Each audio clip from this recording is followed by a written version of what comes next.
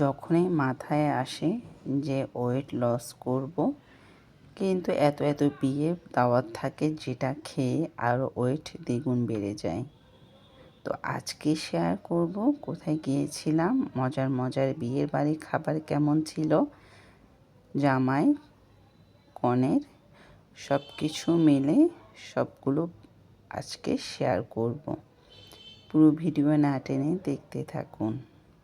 আসসালামু আলাইকুম, কেমন আছেন সবাই? আশা করি সবাই অনেক ভালো আছেন।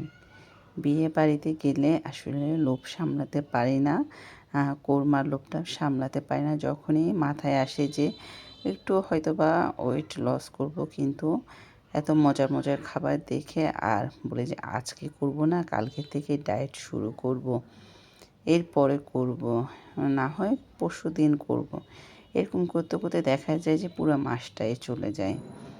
আর বিয়েবাড়ির দাওয়াতে এসে মজার খাবার খেয়ে আর ওয়েট দ্বিগুণ বেড়ে যায়। কী করব নিজেও বুঝতে পারছি না। হয়তোবা বিয়েতে যাওয়া বন্ধ করে দিতে হবে। কী বলুন আপনারা, সবাই কি আমার সাথে একমত?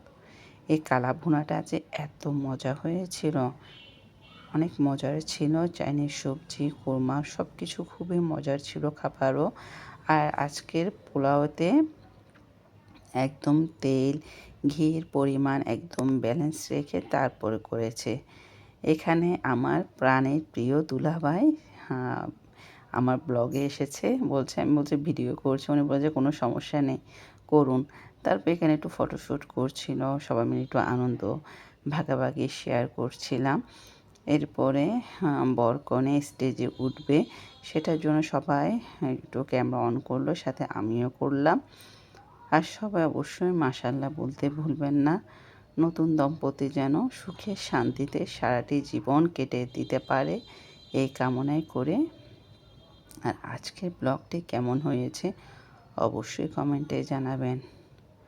আর যখনই মাথায় আসে আর খাবো না, বিয়েবাড়িতে যাব না, কিন্তু তখনই যেতে হয়, কেননা এটা আমার খুবই কাছের মানুষের বিয়ে, সেটাতে না গেলেও হবে না। এমন এমন বিয়ে দাওয়াত থাকে, যার কারণে যেতে হয়, আবার ওয়েট দ্বিগুণ বেড়ে যায়। যাই হোক, আলহামদুলিল্লাহ খুবই মজা করে খেয়েছিলাম। আজকের ভিডিও পর্যন্ত, সবাই ভালো থাকবেন, সুস্থ থাকবেন। আসসালামু আলাইকুম।